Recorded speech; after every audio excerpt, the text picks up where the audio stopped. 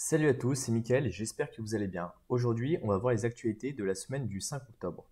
Dans cette vidéo, on va parler du mois de la cybersécurité, de vulnérabilité Exchange. On va parler également du fondateur d'Acronis qui a peur des robots aspirateurs. On va parler de cryptographie post-quantique et on va également parler de stéganographie. Donc si vous êtes débutant dans le milieu de la cybersécurité, je vous invite tout de suite à télécharger le guide que vous pouvez trouver dans la description. Il est offert, donc allez vous servir. Alors le mois d'octobre, comme depuis 10 ans, c'est le mois de la cybersécurité au niveau européen. Aujourd'hui, la thématique qui va être abordée, c'est les ransomware et le phishing. Alors pourquoi en fait on fait un mois de la cybersécurité une fois dans l'année depuis 10 ans?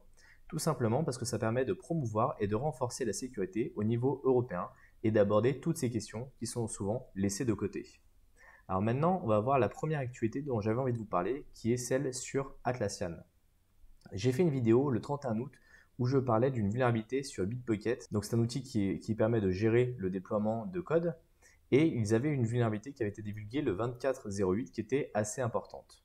En fait, cette vulnérabilité n'avait pas été exploitée dans la nature jusqu'au 20/09, donc jusqu'à fin septembre. Et ça avait été un discours qui avait été avancé par Rapid7, qui est une très grosse structure en cybersécurité.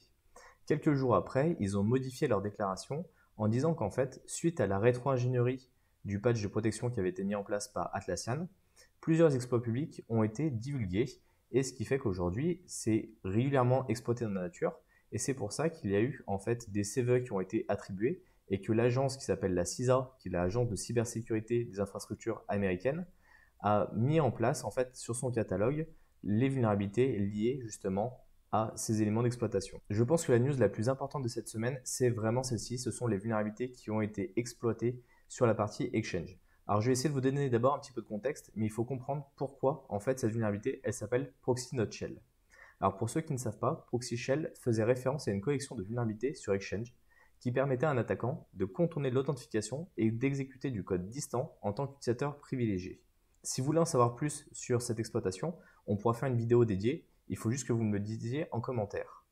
Alors la semaine dernière, on a une société vietnamienne qui s'appelle GTSC qui indiquait que certains de leurs clients avaient été attaqués avec une 0 day sur service Exchange. Et donc là, il y a eu beaucoup de questions qui se sont posées à ce sujet-là.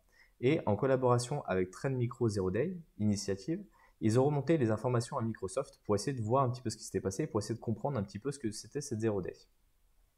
Bien sûr, une fois que ça s'est su, ça a été diffusé, on va dire, à grande échelle, pas forcément de la part de la société vietnamienne, mais ça s'est su assez rapidement. Certaines personnes ont commencé à mettre en fait des faux exploits disponibles directement sur GitHub et à essayer de les vendre. Bien sûr, ce n'était que des arnaqueurs qui ont essayé de récupérer un petit peu d'argent et après analyse, il n'y avait rien de fondé. Mais pourtant, les vulnérabilités, elles étaient bien présentes.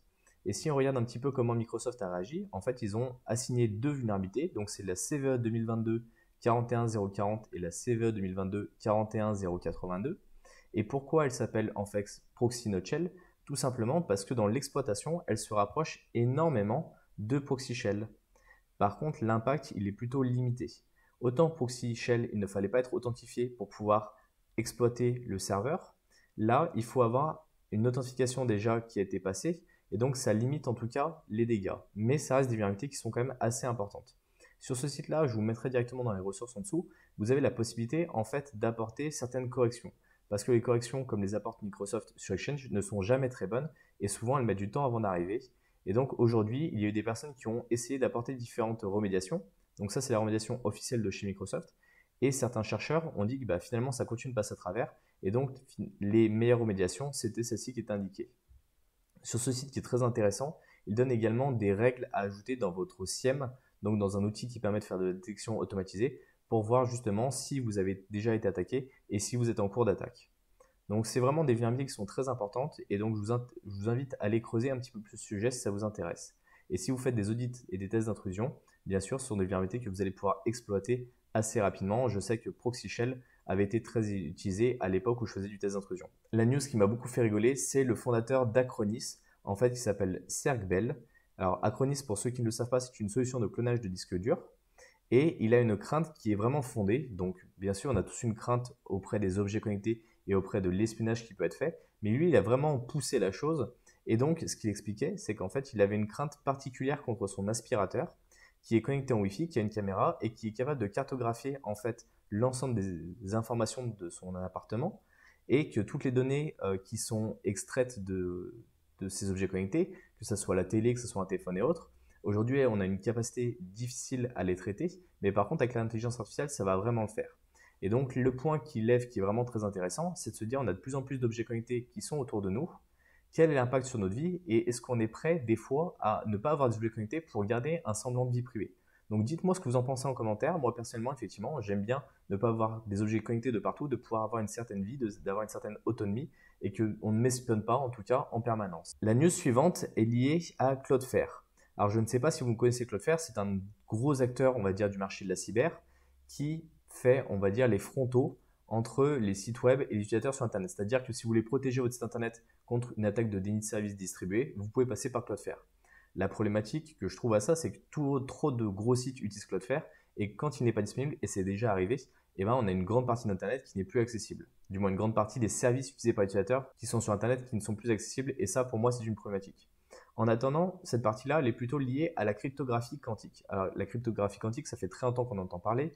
Il y a eu plusieurs conférences dessus, avec des impacts qui sont plus ou moins importants en fonction de si on est sur de la cryptographie symétrique ou asymétrique. Si vous ne connaissez pas les différentes cryptographies, je vous invite à aller voir mes précédentes vidéos sur le sujet. Et là, ce qui était assez intéressant, c'est qu'en fait, c'est le premier gros fournisseur d'infrastructures Internet qui va utiliser l'algorithme Kyber. L'algorithme Kyber, il permet l'encapsulation de clés pour un partage d'un secret. Et là, eux, ils l'ont implémenté via le TLS 1.3, qui est une norme qui se normalise de plus en plus et qui est de plus en plus utilisée.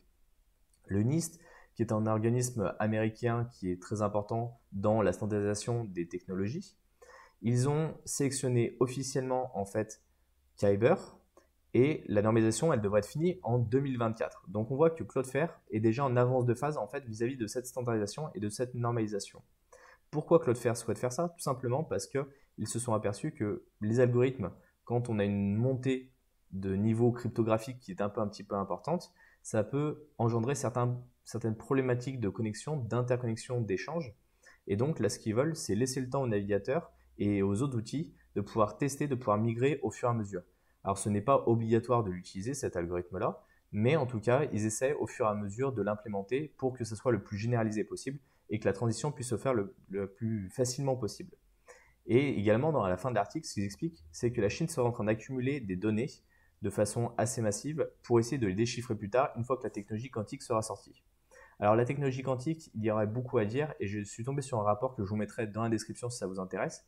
On pourra faire une vidéo complètement dédiée sur le sujet. Donc c'est un rapport qui est sorti en janvier 2022, donc il y a un petit peu moins d'un an, et globalement qui explique que la technologie quantique, ce n'est pas forcément pour tout de suite, mais on pourra vraiment le détailler si ça vous intéresse. Et donc, je vous inviterai à aller le récupérer. Enfin, la dernière actualité que j'avais envie de vous présenter aujourd'hui, c'est l'utilisation de la stéganographie pour intégrer en fait une backdoor dans le logo Microsoft. On a le groupe Witchkey, anciennement connu sous le nom de Looking Frog, qui avait été identifié par E7 et qui appartient à TA410. Ils ont été surpris récemment à utiliser de la stéganographie lors d'une attaque contre des gouvernements du Moyen-Orient. Alors, ce qu'ils vont faire, c'est que dans un premier temps, ils vont s'introduire dans le réseau et qu'ils vont aller récupérer une image du logo de Windows sur un GitHub. Et dans cette image, en fait, il va y avoir un logiciel espion qui va être surnommé Backdoor StegMap. Cette image, elle est hébergée sur des dépôts qui sont publics comme GitHub et autres, ce qui fait que ça va passer très facilement à travers tous les éléments de contrôle et de sécurité. Et une fois que cette image elle est récupérée, ils vont faire un XOR en fait dessus pour extraire le code malveillant qui va lui ouvrir une backdoor. Et cette méthode, elle a été découverte par les équipes de Symantec assez récemment. Donc on a fait à peu près le tour de toutes les actualités qu'on a pu voir sur la semaine passée. Dites-moi s'il y a des actualités qui vous ont plus touché et le plus impacté. Pensez à mettre un pouce bleu, pensez à vous abonner à la chaîne YouTube pour ne plus rater aucune des prochaines vidéos. Et on se retrouve dans une prochaine vidéo. Salut!